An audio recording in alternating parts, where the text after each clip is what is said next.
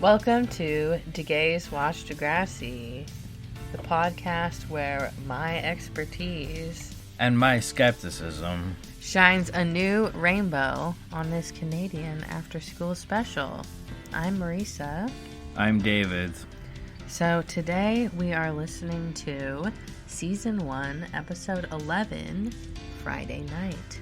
This title shares its title with many other things, including songs by Alistair, Loverboy, Red Gum, Ray Orbison, and Slick Shoes. Did you just go through Wikipedia of songs titled Friday Night? I didn't even do that. I just went through the songs that were listed on the Degrassi wiki.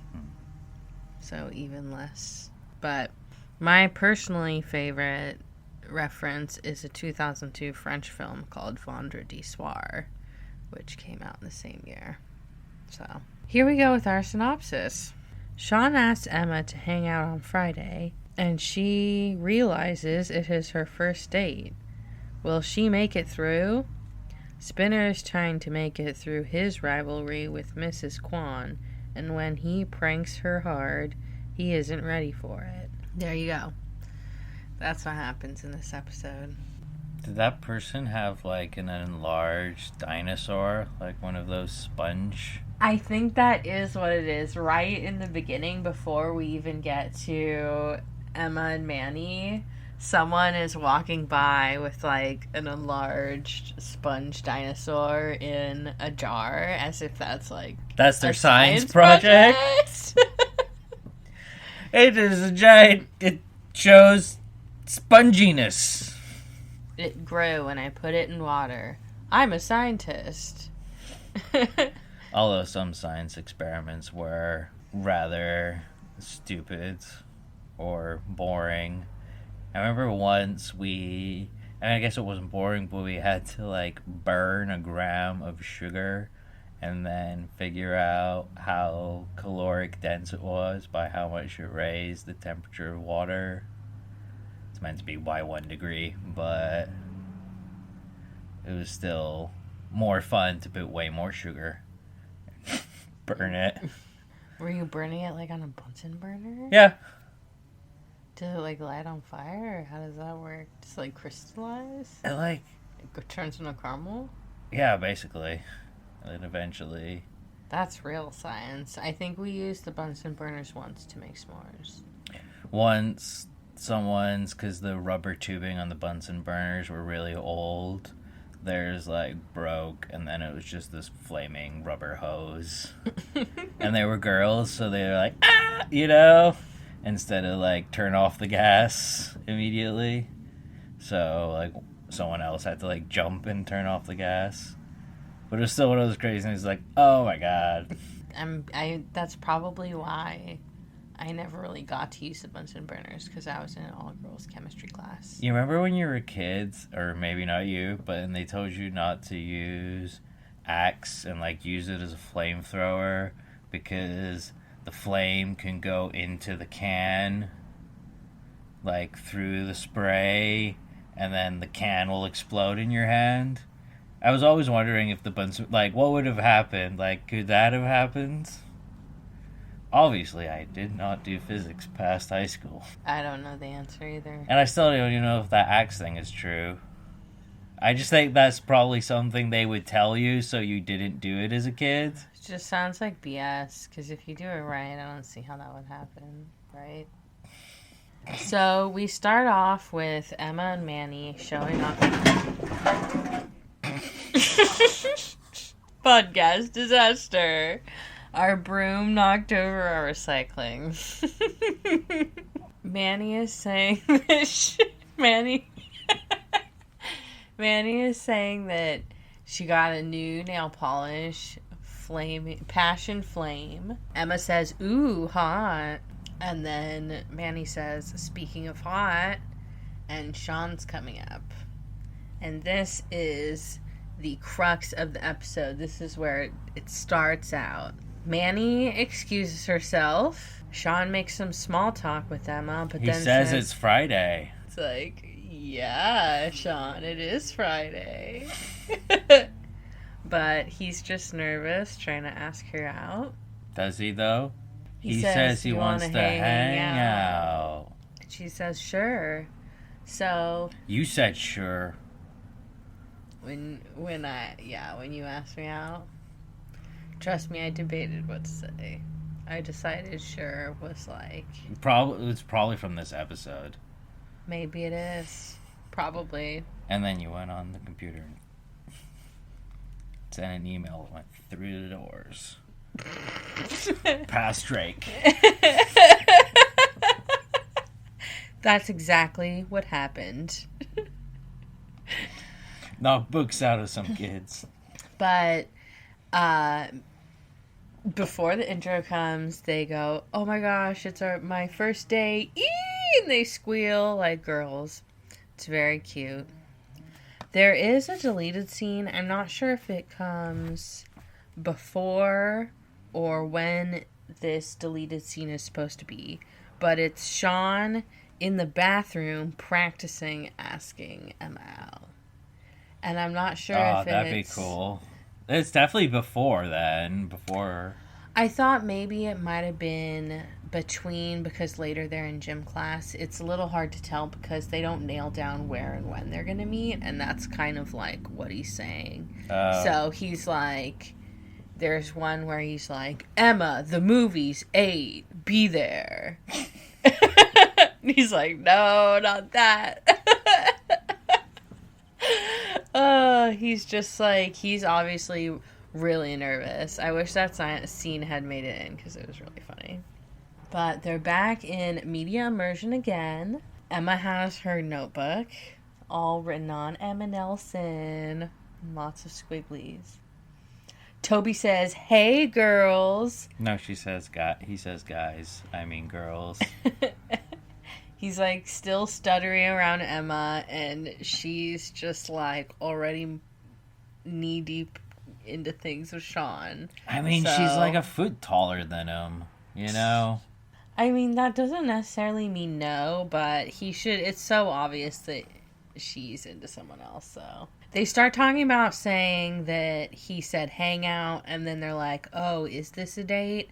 And they are both like, "Uh-oh, maybe it's not a date." And they start backtracking, and they're not sure.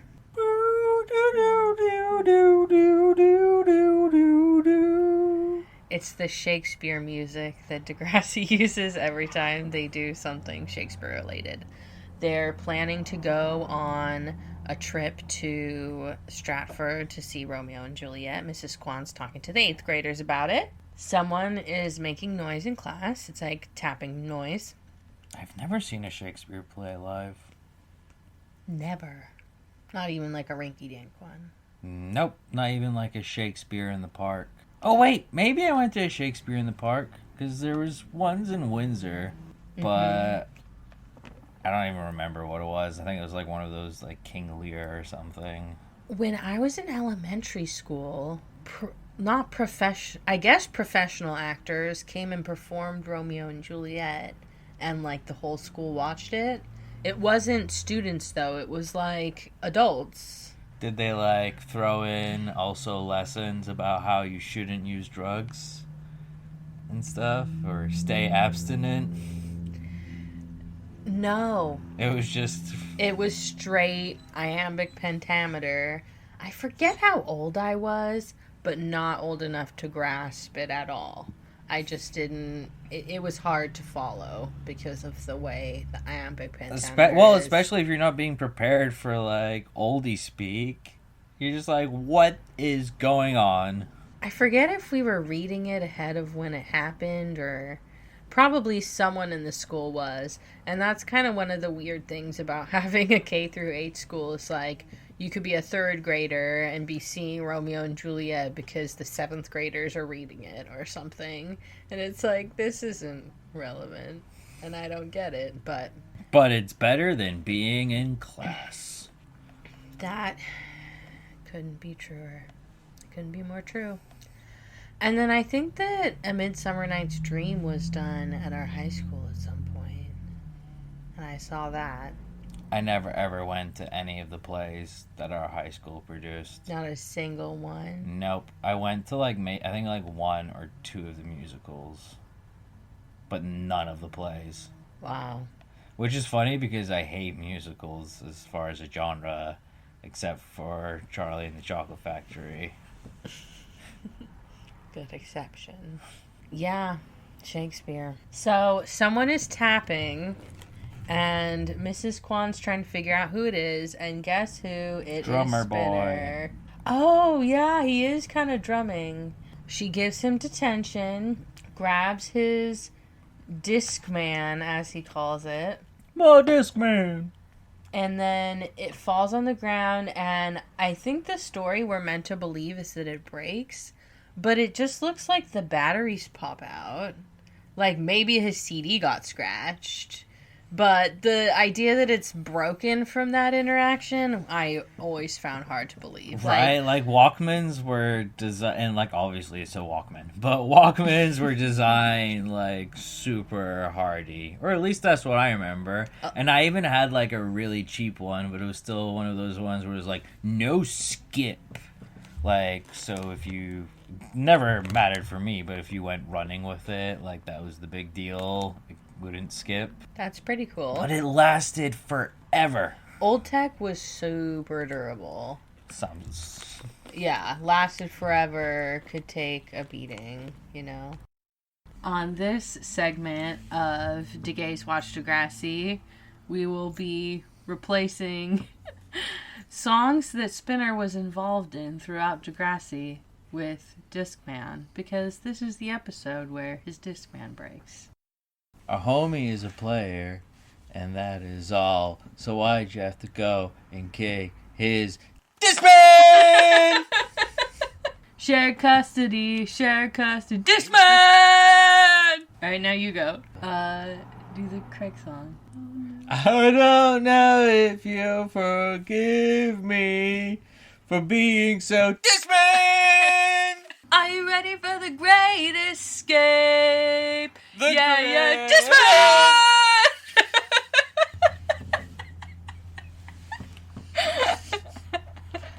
Oh my god, this bit went on way too long. Kwan's Discman. That's the Degrassi band that never existed, but would have been good. Hey, hey, Discman! I'm whoa, California, feel like Discman! Mrs. Kwan basically blames him for her breaking his Discman. Classic teacher. Do you think that's Heather Sinclair? No, Heather Sinclair's not in their year, huh? Yeah, so we're in gym with Emma and Manny, and Heather Sinclair is in the year above them, so. But they're stretching. Dodgeball. Did you ever play dodgeball? We played variations of dodgeball, but they always involved foam balls and not red rubber balls. For whatever reason in high school, we played this game called European Handball. Pretty sure it doesn't exist. I mean, I'm from Europe, never heard of it. But basically, it's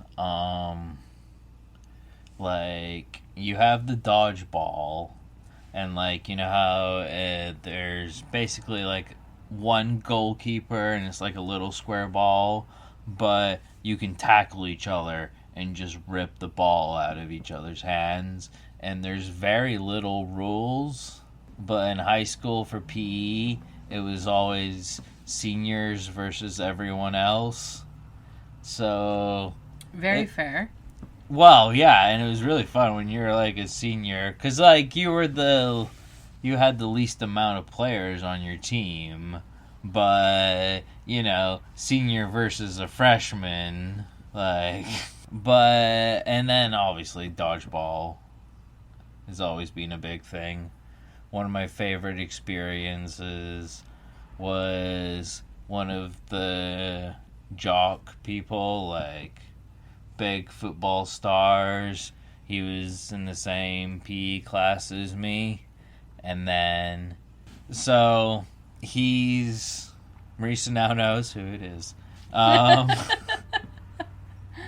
he's there just like chilling on our dodgeball team, and then eventually he's like, alright, I'm gonna go in, it's my time to shine, and he's making a big like deal about himself, and just one of the freshmen just like hucks a ball, just hucks a ball from far away, and I just saw this arc in perfect motion. Like, I knew it was going to hit him, and then I knew, I was like, oh, it's going to hit him, and it just perfectly hits him in the nuts while he's holding a ball, just running, being a jockey guy, and it's just like, oh!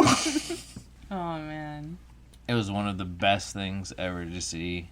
I think about that when I'm sad at times. When you're in down times.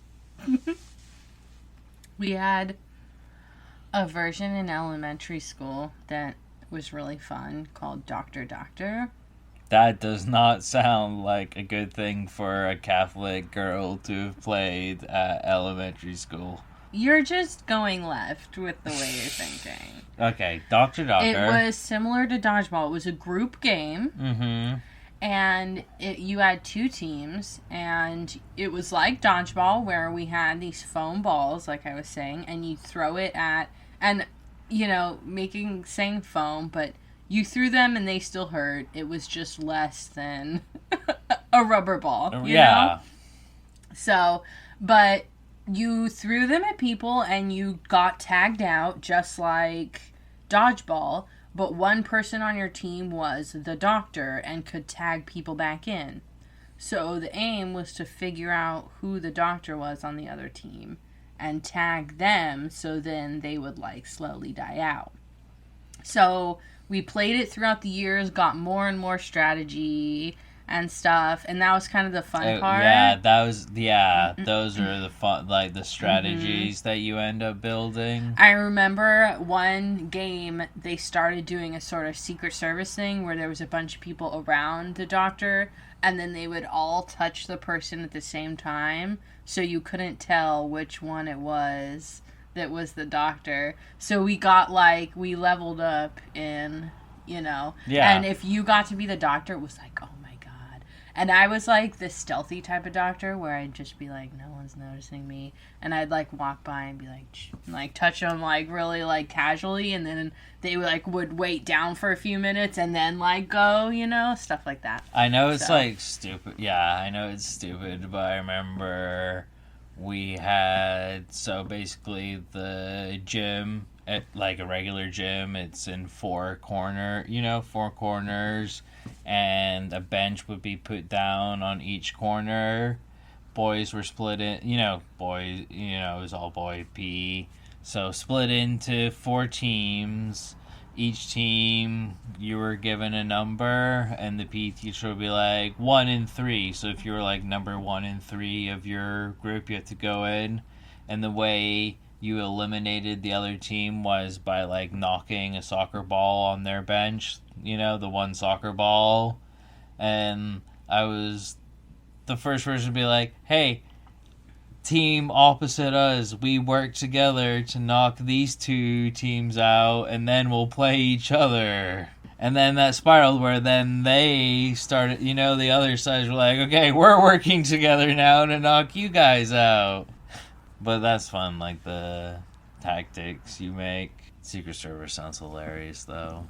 That was a super fun game. How'd you figure out who was it? Or were you just like, alright, just you randomly... You have to just go for it, like, guess. Start frickin' pegging people. And, like, it would be defensive strategy, too, I feel like maybe if you, like, threw the ball, like, before they tagged, maybe... like the first person to pull away really hard or something, and you could be like, they pulled away super hard, go for them, or, Mm-hmm. So, Emma's nervous that it might not actually be a date, so she tries to talk to Sean about it, and he gets nervous and goes, yeah, and runs away. That's kind of why I think that the deleted scene might be, like, in between, because he's trying to, like, build himself up for it, but he just doesn't. For some reason, I was like, I'm gonna tag Sean out because I'm pissed at him. Like, I don't know. It's just like, I guess that's like middle school vibes, but... Super middle school vibes. Like, just that aggression. So we're back to the 8th graders, and Jimmy and Ashley are making out in front of Terry. Super fun for Terry. Always fun to be that person where they're just making out in front of you, and you're just like, cool. I'll just sit here. I'll just stand here, maybe look at the floor. Terry rocks. Terry rocks. That's all I gotta say. The point of the scene is... Terry has a sharp head. She rocks. Yeah, you finally got it. Oh, it's terrible. Foreshadowing from Degrassi. Alright, so... But if you're watching this and following along with the show, don't. Go ahead and then listen to us, maybe. Or like the after watch podcast. No, this show came out a good 20 years ago. There's no spoiler. I don't think it's spoiler alerts are needed anymore. It's, you know. But the point of this scene is not that they're making out in front of Terry, but they're making out and Mrs. Kwan sees and tells them to stop it. And beyond telling them to stop, she says, "You may think you're adorable, but not everyone thinks you are."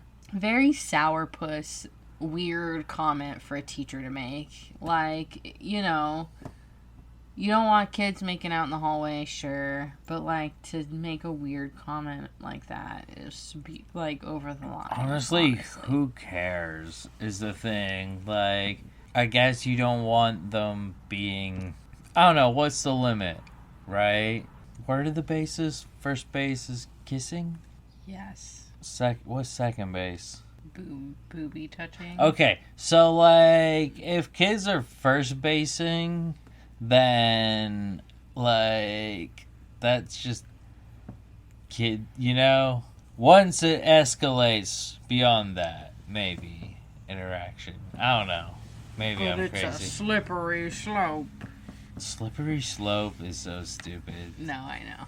So Mrs. Kwan is just being extra mean lately, and everyone is starting to dislike her and kind of get on Spinner's side. Spinner's behind the counter, hairnet on, and is telling Jimmy we should get some revenge on her, but he says, I don't want to end up like you with the hairnet.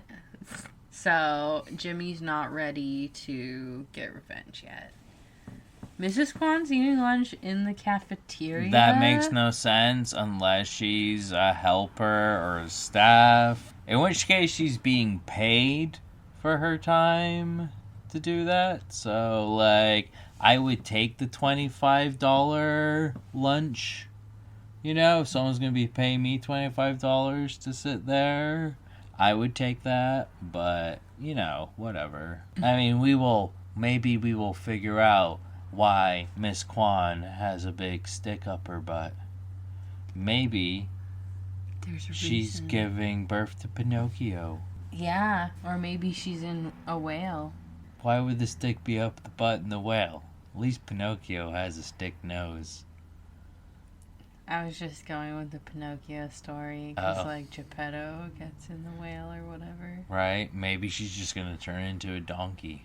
Or like smoke a cigar because an evil Italian man gives it to her.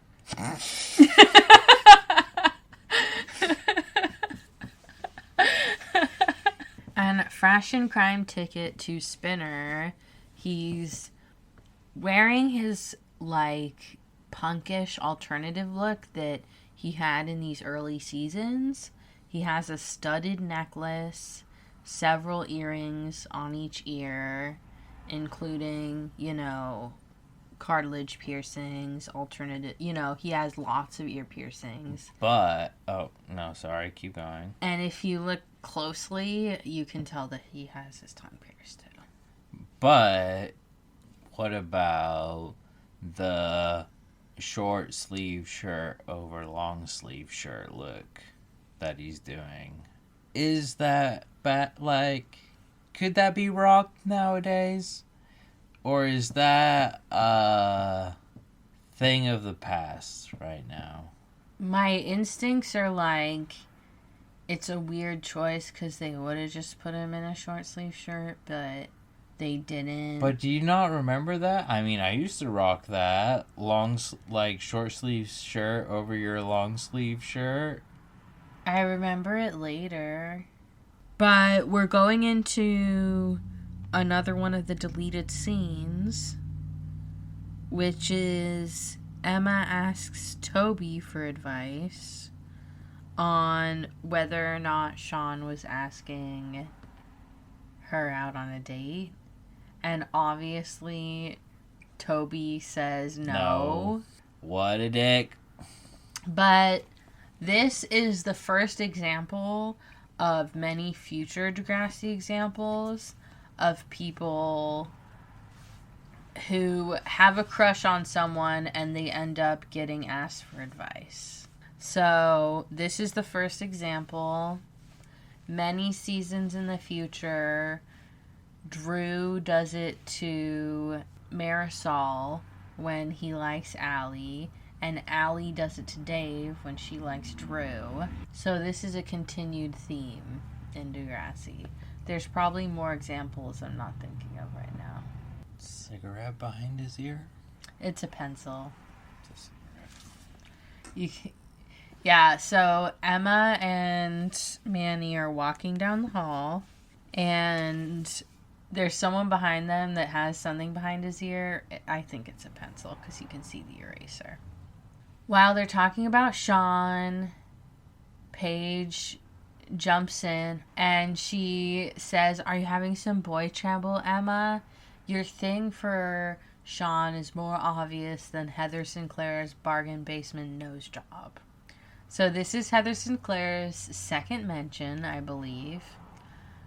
So far, she has an overbite and a nose job that doesn't look good. But does that make sense? Because isn't Holly J, her sister, meant to be rich? Or her family meant to be rich? So I guess that one always felt weird. So I guess Heather Sinclair is like a rich girl. So kind of maybe that's why Paige has a little bit of the envy, a little bit of the... Yeah, and I think the implication is that she's a mean girl, rich girl. Like, got a nose job, got whatever she wanted. And that is how Holly J acts too. So Regina George? Essentially. Although Holly J's smart. I guess Regina George isn't said to not be smart. It's just Lindsay Lohan's character is smarter. Yes. I mean, she's calculating, so she's not dumb, because she's right. manipulative. The only thing I'm like, she's dumb because she couldn't do the, like, calories by fat faster than Lindsay Lohan's character, who's meant to be a math genius. Like, it's not like she thinks the boobs control the weather. Or, boobs tell the weather? Boobs tell the weather.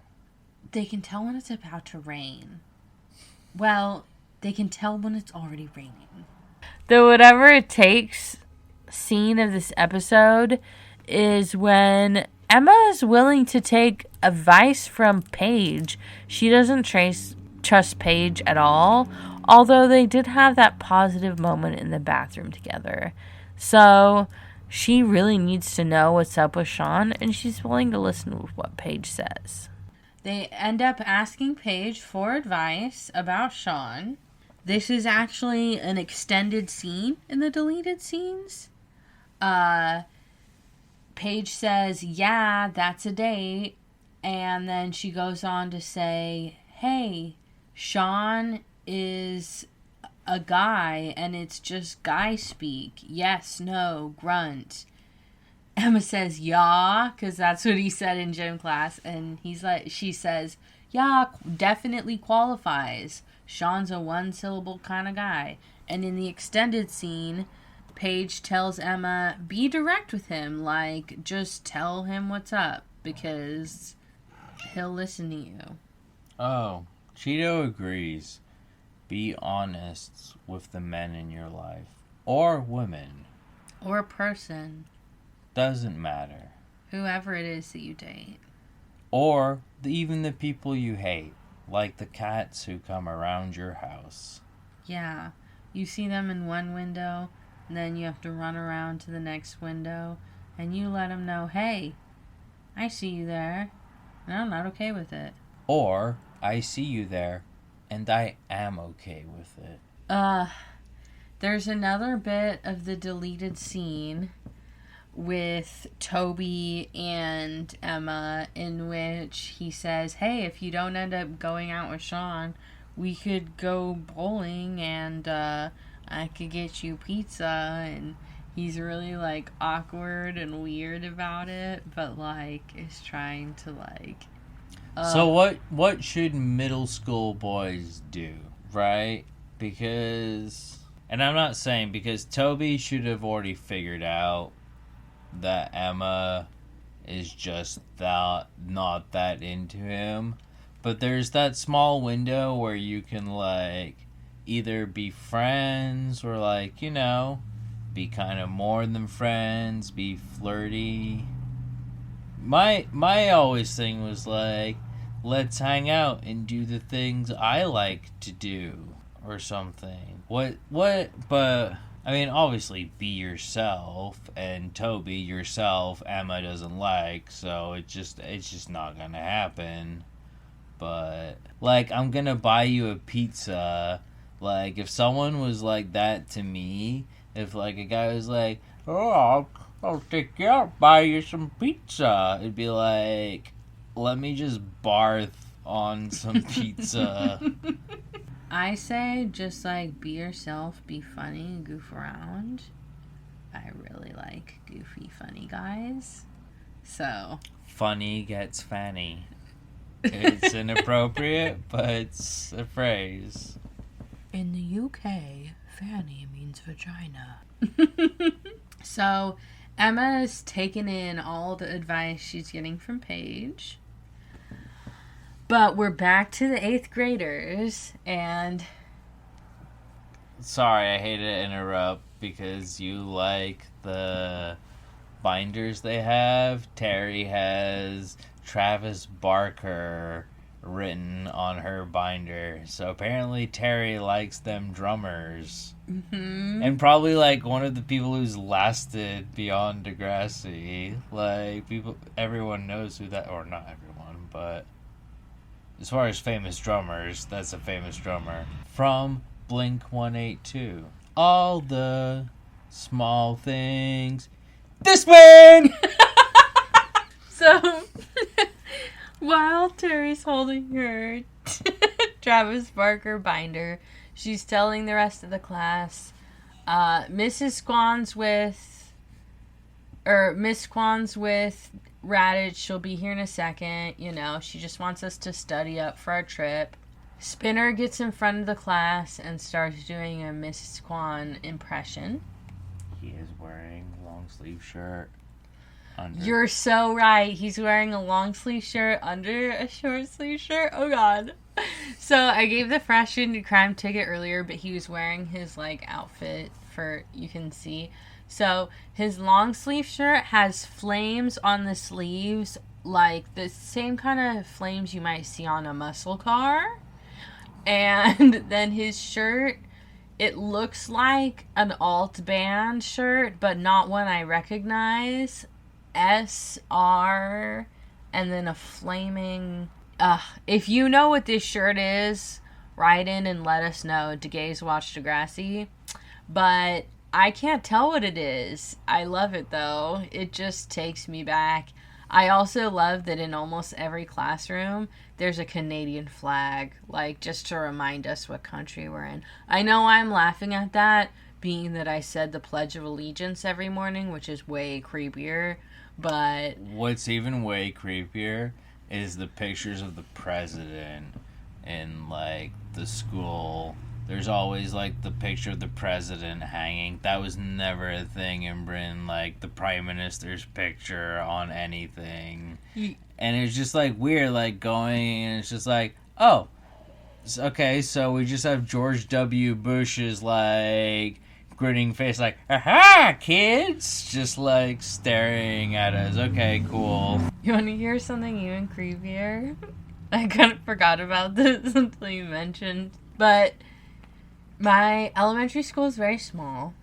And in our very small elementary school library, there were some photos, like, up on the wall. And it was, like, photos of students who went there, but they, like, died in a plane crash or something. And, like, I think their family might have paid to have our, like, library with 4 rows of books attributed to them. So we'd be sitting, like, listening to our librarian read us a book, or we'd be doing typing class at the Colored Max that they used to have, and it'd be like the Dewey Decimal photos.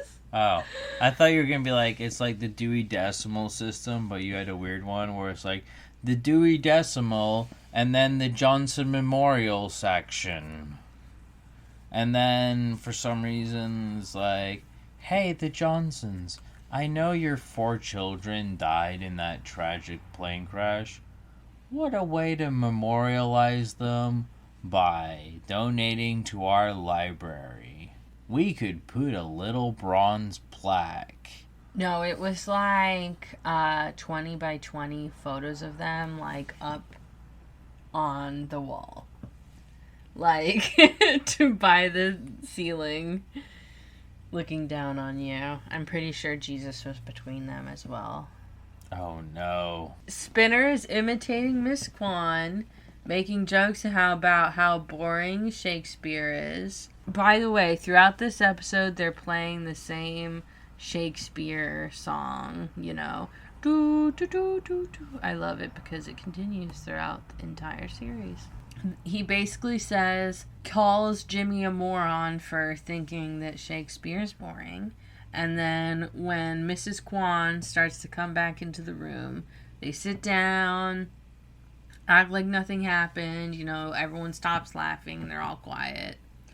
But then Mrs. Kwan starts saying the exact same speech that they were and says, did you know that Mr. Radich's office has a direct line from our classroom to his?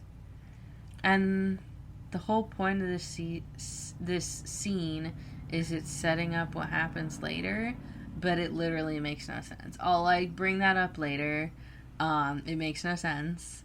Can we not bring it up now? Well, I mean, it's the whole point of this is the direct line between the two the classroom and his office. That's the whole point of this scene. But, like, even then, that makes no sense. It just makes no sense. Like, oh, that speaker system is also a microphone system to Principal Radich's room.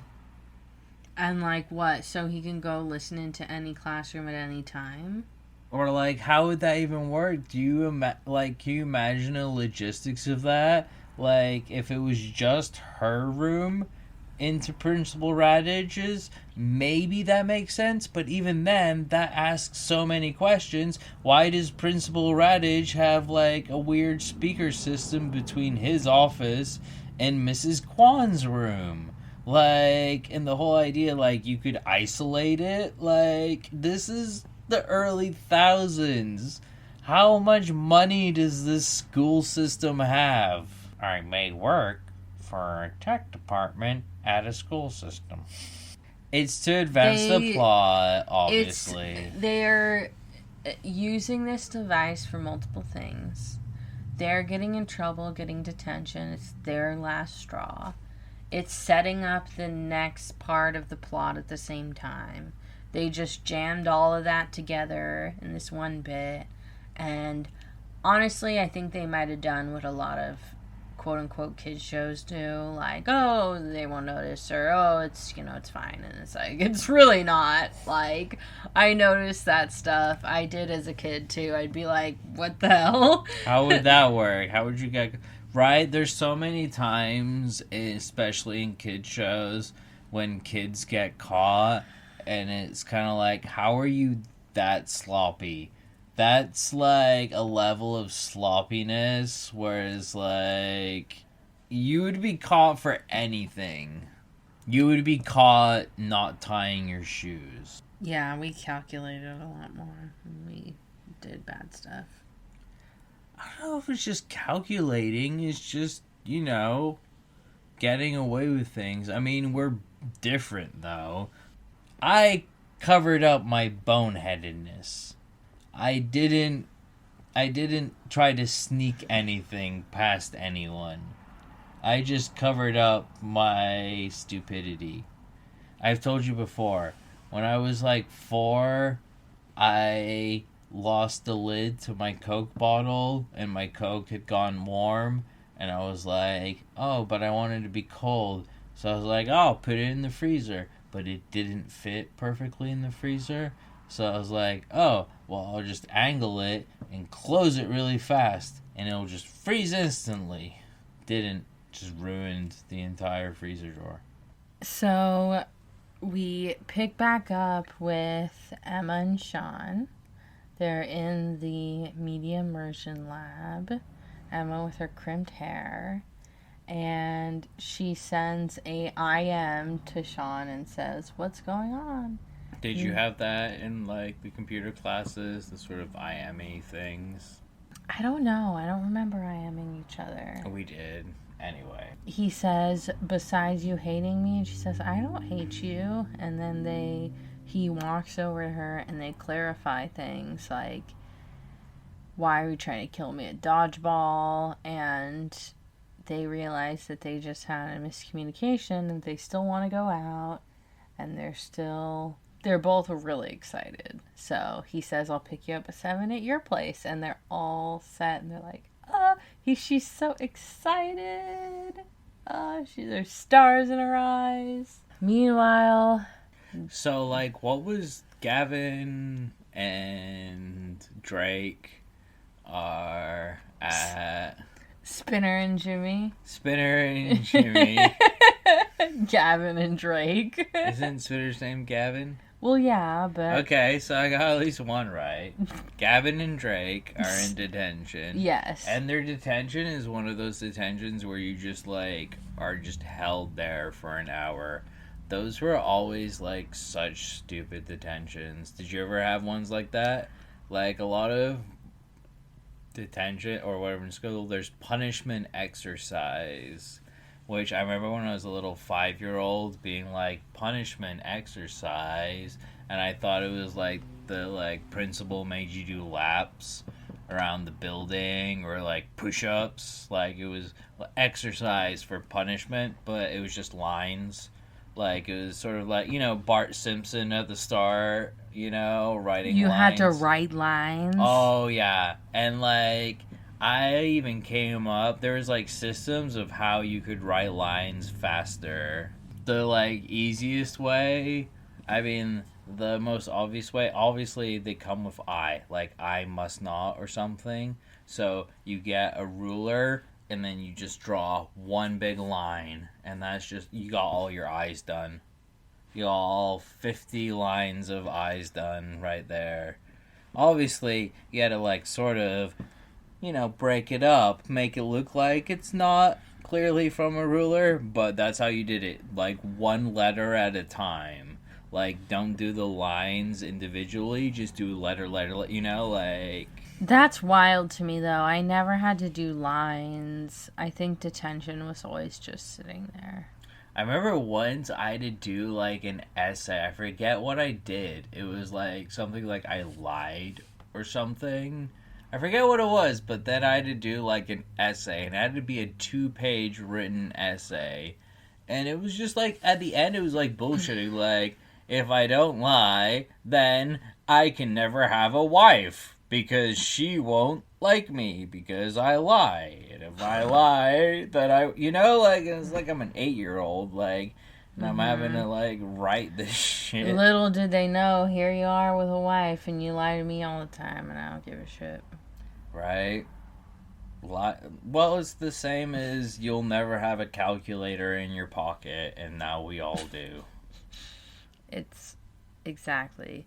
And or even like spelling. Even our phones have spell check now. Our phone can be like, hey, you didn't spell that right. Or like detention, it's like, so you have to waste your time for no reason. It's like, there's never... it's like all the systems in life that force you to waste time for no reason are stupid. That's not ever justified. Marisa, you waste my time, I'll waste yours.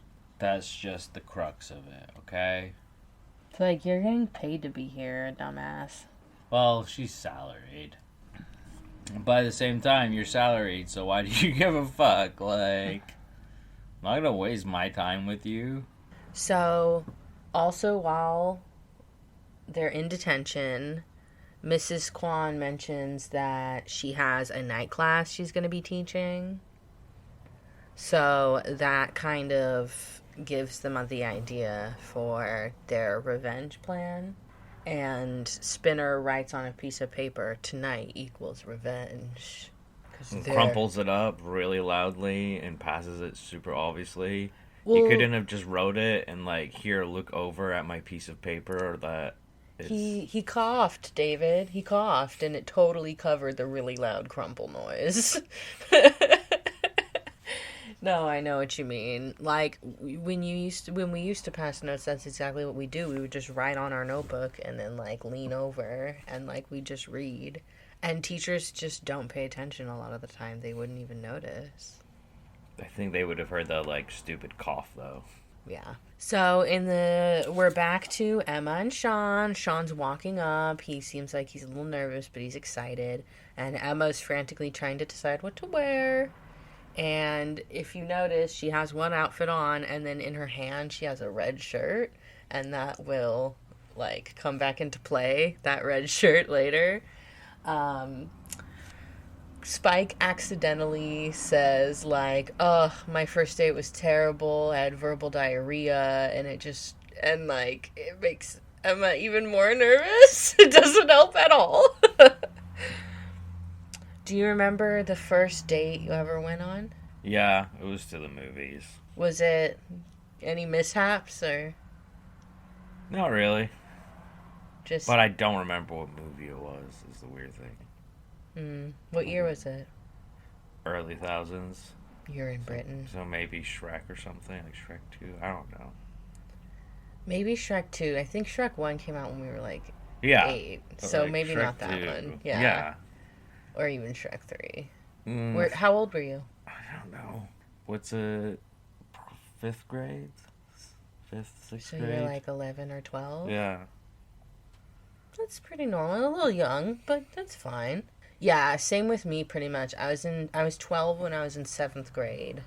And that's sort of when I started dating, although I wasn't allowed to, so it was a little tricky there in the beginning. I'd go on, like, fakey dates with my friends there. Mm-hmm. So, but important dates were with you. Gay. This is a gay podcast, and we are gay people. Still gay.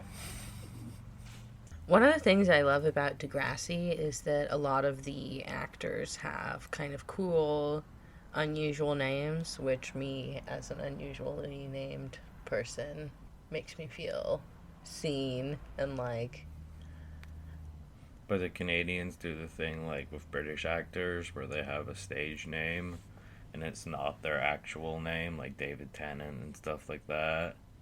I don't know. I mean, they're all young, so I would imagine it's their true names. Would you pick a stage name at 12? Yeah. I guess Paul you would. Nevins. You got yours in the Yeah. pocket. You're ready. I don't have a stage name. It'd probably be like something rainbow related. A lot of people call me Rainbow. I think that's more of your stripper stage name. You're talking like David Tennant. His name's not David Rainbow Unicorn. Well, The person formerly known as Rainbow. People have weird stage names or just, that don't sound like a name. Yeah, That's fine. drag queens and strippers. It's really cute, though, because for me, having watched the original Degrassi High and Degrassi Junior High, it's cool to see Spike, supporting her daughter, even though not in the greatest way, but it's still nice.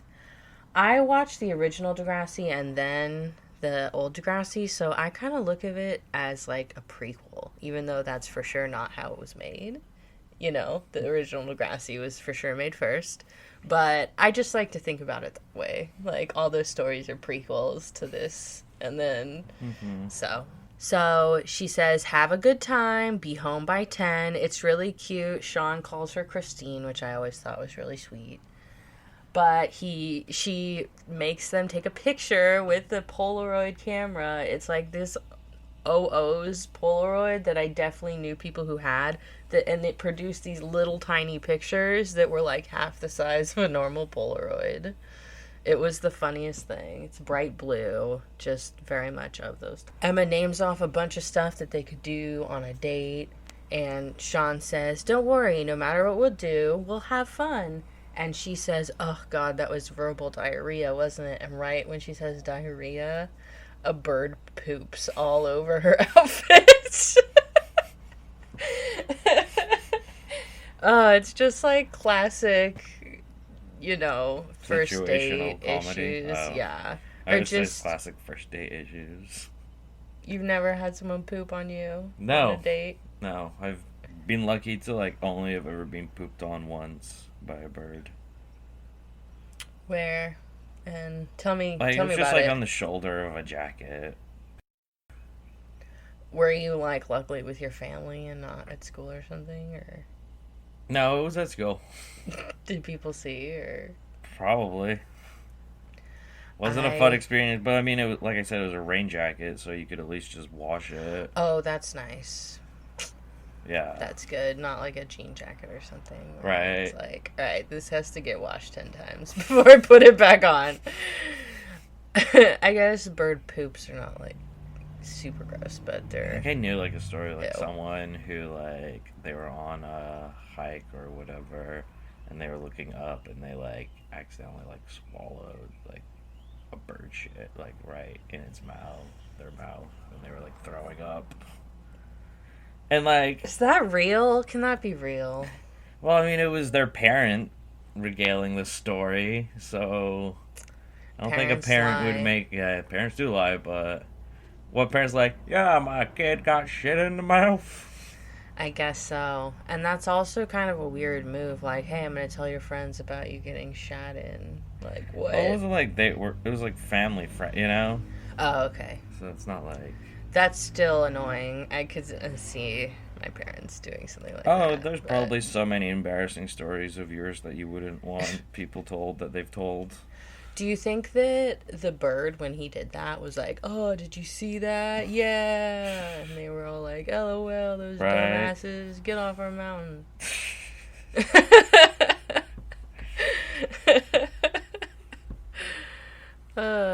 So, we're back with Jimmy and Spinner. It's dark. It's obviously nighttime by now. And they are sneaking back into the school. They put tape on the door so that they could sneak back in. And now we're in Mrs. Kwan's ESL class that she teaches at night. So, Mrs. Kwan's saying that they're about to have a test. You will write the test. You write the test. And then you'll be able to say you wrote the test. Because it's about verb tenses. But before she finishes getting the test started, she hears someone chewing gum loudly. And we know it's actually Spinner in the principal's office using the intercom. But this goes back to the point we were talking about before, which is that Miss Kwan was in the principal's office hearing them in the classroom, and now we're watching them do the opposite, And, like, it's just weird. It doesn't make any sense. Like, the previous scene is supposed to explain how they were doing this, but it was literally the opposite. And it's like, all recording or projecting doesn't go two ways all the time. Everything's not a telephone, you know? So, it's just a weird... It's like, ugh, come on. I keep calling Miss Kwan Mrs. Kwan accidentally. I'm sorry. She is married, but she is Miss Kwan. I guess she kept her maiden name, so... Or some people just go by Miss instead of... Or it's like, there's Miss, Ms., and Mrs., and a lot of teachers go by Ms. Yeah, she's Ms. Kwan, exactly, so... I go by Mix. I go by Pick and Mix. Miss Kwan gets one of the janitors to let her into the principal's office because she, like, kind of figures out what's happening. But for some reason, she doesn't look under the desk or inspect it all. Mm-hmm. She's just like, oh, I don't visually see anyone immediately when I look in the room. They're just, like, hiding under the desk. Like, so that's another bit that's a little bit unbelievable. But they start phase 2 of their prank and start calling up, and they're making an order of some kind. It's like, ooh, what are they ordering? Kind of unrealistic nowadays, though. Yeah, you'd probably be using an app or something. And you have to pay ahead of time? Yeah! In what universe do you not have to pay ahead of... Like, I've never... I don't know if we have ever ordered something where you can just pay, like, later. I guess if you're paying cash, then they'll let you do that, but... But it just seems like not a thing now. It'd be like, I still want a credit card to hold or something. Like, give me...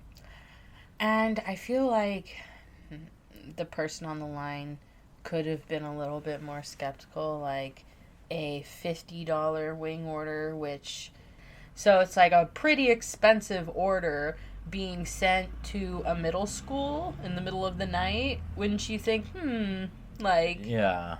You know, maybe I should make them pay ahead of time just in case. Like, oh, sorry, we can't do cash only past 7 p.m. You can make shit up or like past that. a certain amount or whatever. Yeah, that's totally a thing. Like, yeah. They totally do that to us with Wingstop. But I don't care because I love Wingstop. Their atomic is pretty good. Yeah, they're not paying me to say this. It's just the truth.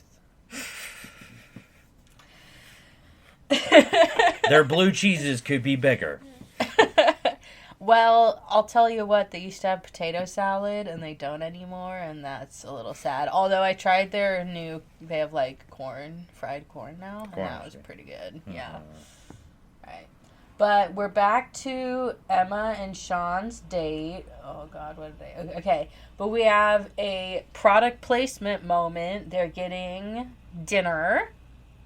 And they're having drinks. Can you help me out with identifying these? Sir? One looks like the Brisk, like an iced lemonade. Oh, yeah, the one on the right? Yeah. Yeah, the one... So, Emma has both their burgers and both their drinks, and the one on the right looks like... Or her left looks like a Brisk iced tea in a can. The other one looks like a Hanson's, but it's not. It looks like it says surplus. Right? Or plus or something. Maybe it's a French. Maybe it's French-Canadian soda. It looks like it's orange flavored. If you know what this is, write us in and let us know. But, you know, our Brit and U.S. brains are like, I don't know what that is.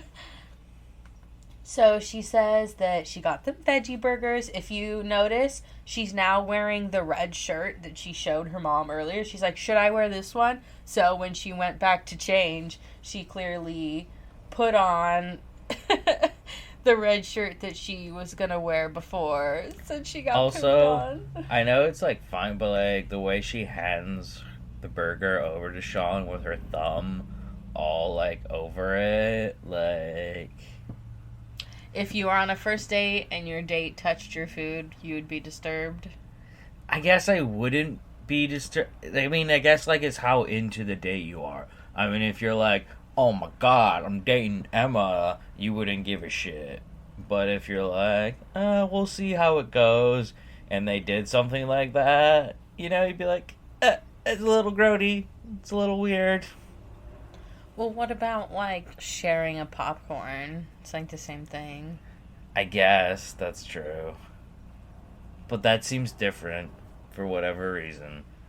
I guess, like, if you ever have to do, like, food servicey shit, you're always taught, like, don't touch their their food in front of them. Don't, like, put your hands in specific ways so you don't touch the food or interact with the food.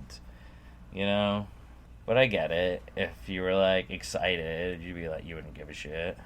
Just still, don't put your thumb all over it. Especially when you've been shit on by a bird. I'm sure she washed when they went home. Come on. Emma mentions that she bought the burgers and it's the least that she can do after they went home for her to change, and her mom took a second photo. So we know there's now 2 photos out there, and the little tiny mini Polaroid pics that they used to have back in the day. And they're talking about Emma got them veggie burgers. Obviously, she's a vegetarian, being an environmentalist. Sean mentions an aunt and uncle whose farm he visited in the past. This is another example of weird season 1 stuff that's like... Okay, but are we not even going to talk about the weirdness that his story is basically Jodie Foster in Silence of the Lambs? Like, I visited these in Silence of the Lambs, she was staying with, like, I forget if it's her grandparents or whatever, and they had a sheep farm. And it was, like, in the spring season where the lambs were, like, being born and stuff. And she witnesses the, like, slaughtering of the lambs, i.e. the Silence of the Lambs, and things like that. And she, like, tries to run off with, like, her favorite lamb or something. And then, eventually gets taken back to the family members. But, like, that, it's, like, the exact same story, kind of. Like, or when I first heard it, I was like, this is like Silence of the Lambs. This is like Silence of the Lambs. I saw them getting slaughtered, and now I can't. And the weird thing is, I even had a teacher who was a vegetarian, and she, like, was Polish, and she had a similar story where her family had a chicken farm, and she saw them, like, killing the chickens and stuff, and that's why they were a vegetarian. Okay, I have notes. First off, when she ran off with her favorite lamb so that they didn't get slaughtered, a lamb by the time they're getting slaughtered is really, really big. Not big enough to carry away. You'd have to lead them away, and they're too fucking stupid for that. Like, it's really weird for a person of small stature to take a ring into a volcano, but that's the plot of Lord of the Rings. Or, like, it's really weird to have dinosaurs come back to life as a theme park and it all goes wrong. That, that just doesn't make sense. But it's a movie. Well, but you were talking about real life people, too. It's like, we used to slaughter our lambs, and I didn't care. I didn't cry about it. You didn't slaughter them. Dennis slaughtered them. Well, they were Dennis, Dennis's. someone else did. But they were their sheep. It wasn't like it was your family sheep. They, like, occupy your land as free, like, weed control. Yeah, they're free lawnmowers who live on the land. But still, it wasn't like a heartbreak. Emma agrees with Sean about eating meat and just buying meat at the supermarket in its shiny packages, but she doesn't realize while she's speaking she accidentally put a blob of ketchup on her chin. This is kind of embarrassment number 3 of their date. Embarrassment number 1 is her mom taking a picture. Embarrassment number 2 is bird pooping on her. If you want to get technical, her mom takes a second picture, But this is embarrassment number 3. Her getting a big blob of ketchup on herself. Honestly, do first dates ever get better, or do they just always suck? No, they get better. I mean, your first date sucks the most. I mean, it's like, I guess, as gross it is, the first time ever getting interpersonal with someone will generally suck more than if you did it another time, but it's the same with dates. We're back to Mrs. Kwan class, and hey, back to the pizza reference, product placement from episode 1. Episode 1 had the same pizza box for the pizza that Emma was sharing with her creepy stalker guy. Maybe it's the generic pizza box for Canadians. Sort of like how American ones is the Italian guy with the mustache. And the big giant pizza. Yeah, big giant pizza, and he's got like sort of like curly hair and the hat. Yeah, he looks sort of like Mario. When it says pizza, I automatically associate Little Caesars. That's where we went last time with it. But we might have just missed that this is just a generic. Although Little Caesars does do wings. I've never eaten them, so I can't endorse them or not. I've only ever eaten their pizzas. Their pizzas are okay. You know, you get what you pay for. You don't pay for much. You know. I remember when I was about 8, I moved to here, where we live now, and we started having DirecTV instead of cable. And that changes the commercials you see. And I started seeing Little Caesars, and I suddenly wanted crazy bread and the marinara dip, and that was all that I cared about. I was really ad susceptible as a child. Your dad was never like, marinara is just tomato paste mixed with a bit of tomato? I don't know. I guess it was just more of like a blanket no statement. But the first time I had crazy bread or whatever, I feel like I was like, oh. I don't really remember food ads being a thing in Britain. I mean, there was food ads. I remember, like, Domino's and The Simpsons had a thing. Because I watched The Simpsons. But I don't remember them as much.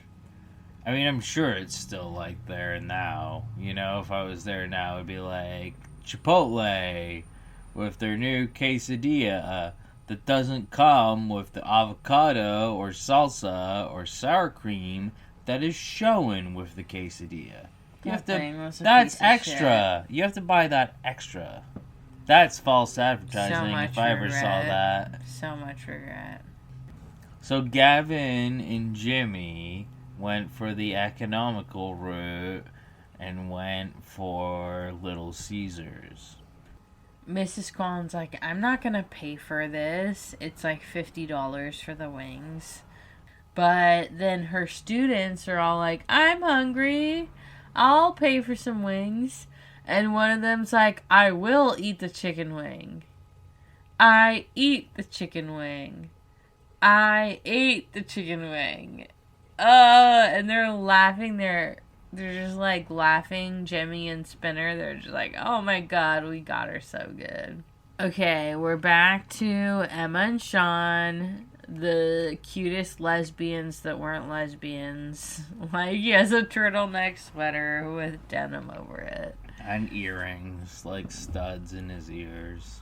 I love Sean so much. So much. Honestly, he's like the guy that I liked the most on the show. Are totally like lesbians if he could just overlook the fact that Sean is a boy. Emma realizes that she doesn't know where her wallet is. She thinks that she accidentally threw it away, and Sean's trying to find it for her in the trash.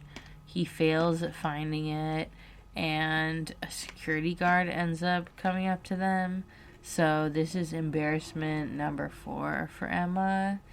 You know, she lost her wallet and now she has to. I feel her pain. I once lost my car in a car park when I was on a date. I was like, oh my gosh, I don't remember where I parked. It was a really confusing car park with lots of layers and stuff. But Sounds like you. I think that they didn't care because, like, the date still turned out well.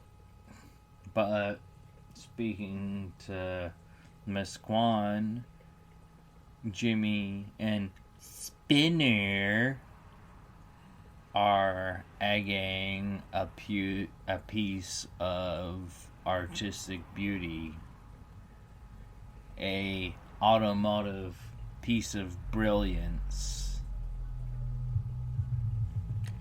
They have a weird bucket of eggs. Why are they not just in a carton like normal? Why is it covered in water? Why is the eggs suspended in water?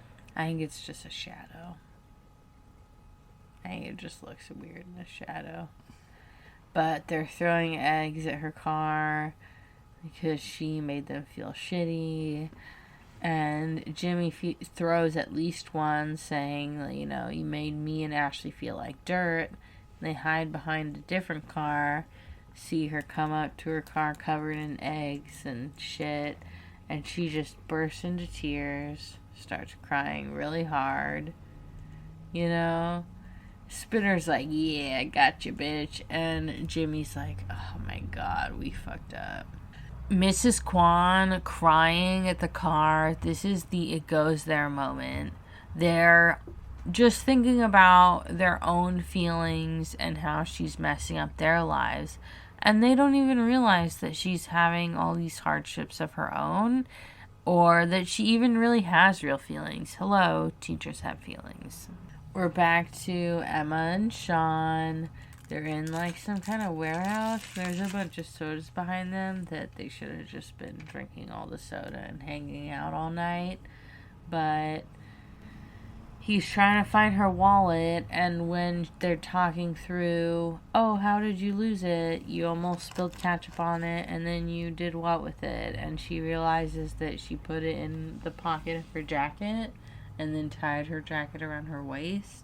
So then she didn't realize that it, like, she had it in her pocket the whole time. Dun dun dun. And Sean tries to, like, smile and, like, laugh it off, but Emma's so embarrassed. It's like the last nail in the coffin, and she just runs away. The red shirt does remind me of, like, strawberries with sprinkles that Emma's wearing. Now I want ice cream. Young Emma reminds me of myself so much. This is pre-poop, and this is post-poop. I like your first outfit better, says JT. They're all judging the next day, her first date. Toby tells her, hey, he's not going to let anything get in the way if he actually likes you. And then he struts in all big dick. Big dick energy. That's the way Sean is. He doesn't give a shit. He says, so, how's your wallet? Just to fuck with her. But then she says she's really sorry, and he sees the 2 pictures and he says, hey, can I have this? Does he take the post-poop or pre-poop? He takes the post-poop pic. Oh. With her red shirt. He takes it, and it's the sweetest thing ever because we know for a fact that he keeps that picture, like, long throughout time. The make it through moment of the episode is Sean takes the picture from Emma, and even though their first date goes bad, it just turns out beautifully, and they just love each other. They're I love this couple so much. In the meantime, Spinner's hanging out with redhead guy. Yeah. With his red shirt and tie. And when we say redhead, we don't mean redhead. We mean his hair is fire engine red. Where is this kid any other time ever? Never? Never. And also the girl, like, wearing a Kyoshi Warrior shirt. Where are these people from? They're laughing about what they did to Miss Kwan. Ashley comments that she thinks it sounds kind of cruel. That kind of clues Jimmy into the fact that he, his instincts that they went too far were correct. Mr. Radich walks in and says, hey, Miss Kwan's not going to be here now or for the rest of the term because she is taking a leave of absence. Terry asks, is she okay? And he says her husband is very sick and he's been going through chemo, and the stress of that, on top of everything else, has been too much. And when they hear that shit, they feel so bad. Like, we pranked this woman whose husband has chemo, and, like, we didn't even... They're just teenage boys. They didn't even think about it. But also sucks for them. Now Radich is their teacher. Radish is their teacher, and they don't get to go on their field trip to Stratford anymore. But that is the end of this episode of The Gays Watch Degrassi. I hope you enjoyed it. In our next episode... In our next episode... Manny decides she wants to join the Power Squad with Paige and Hazel, but Emma feels jealous and betrayed when she branches out in her friendships and ends up betraying Manny even harder. Does that sound like drama to you? Get ready for it, 'cause it's Degrassi!